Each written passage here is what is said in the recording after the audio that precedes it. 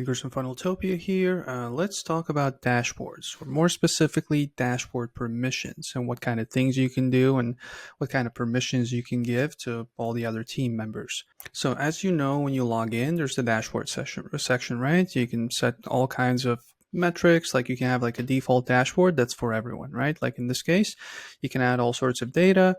So that's one of the options, right? And then you can kind of select as the admin, you can select what kind of data you want to show. And also you have the option to create more dashboards over here. You can add a dashboard and you can, let's say, create a better dashboard, right? And then you can manage permission levels for that. So let's just go back to the default dashboard and let's just kind of go through things but one by one. So yeah, the first thing I want to show you related to permissions is if you click on the three dots over here on the default dashboard, in this case, you can click on manage permissions, right? And over here you can see there are different levels, right? There's the agency user, the account admin, and the account user. And you can see you can set access levels to this to permissions rather to each of these levels, right? And over here you can see you can set edit, you can set view, for example, right? But there's no option to set no access because it's a default dashboard, as it says probably here at the top. So just so you know, yeah. And yeah, you can set it to private as well. This is the default one. Like if you have some sort of access to this account, to this sub account, then there's no option to do no access. So keep that in mind for default dashboards. Also, another thing to keep in mind is that there's a certain hierarchy, right? The agency user, then there's the admin, and then there's the account user. So there's obviously from that, there's different, like the agency user should have more permission by default or the same amount of permissions to stuff they can do as the account admin. So let's say you want to set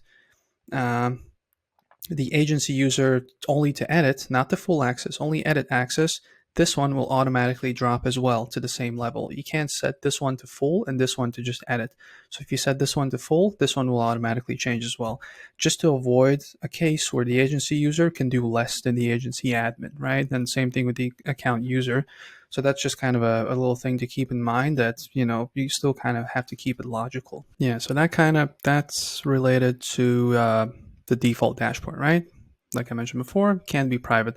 So let's say, yeah, you have multiple dashboards, right? So you can go over here. Let's say we've created another one, better dashboard, right? You had widgets, like you customize it for a specific team. You can just have like a different dashboard, or you can have a private one. So over here, if you click on the three dots, you can manage permissions. You can make it a private one, right? Just for you.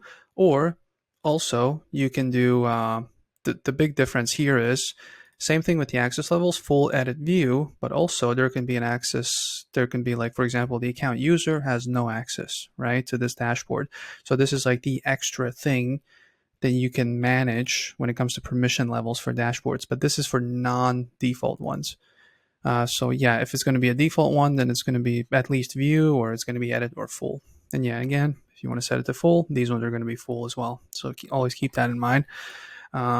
No access, let's say, for this one. So another thing you can do for this secondary dashboard, yeah, like I said, you can make it private, obviously, but if we don't make it private, we want to make it the default one. Let's go back, let's click on the three dots, set as default dashboard over here. Let's click on it, confirm, and this is the default one. So the one big thing with default dashboards is you are not allowed to delete them. If you want to go and delete, it just doesn't allow you because it's the default one. So in order to delete the default dashboard, you have to assign this to like a different dashboard, right? So let's say, one second, let's go back to the other one. Let's go to the dashboard. So we have a different default one. No, let's do this, set as default dashboard, confirm.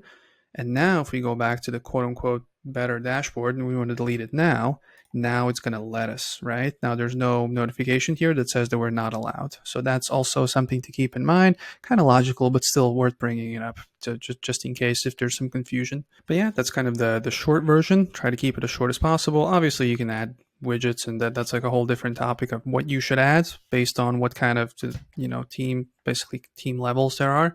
That's a whole different story, but yeah, that's the permissions. Just keep in mind the default dashboards, how to set one, how to make it private, or the different permission levels for each user level. So kind of keep all that in mind. But yeah, if you have any other questions about dashboards, especially permission levels for these dashboards, click on over here, 24/7 chat support. Let us know. We'll make sure to respond as quickly as possible. But if you don't have any questions, yeah, I'll see you in the next video. Bye.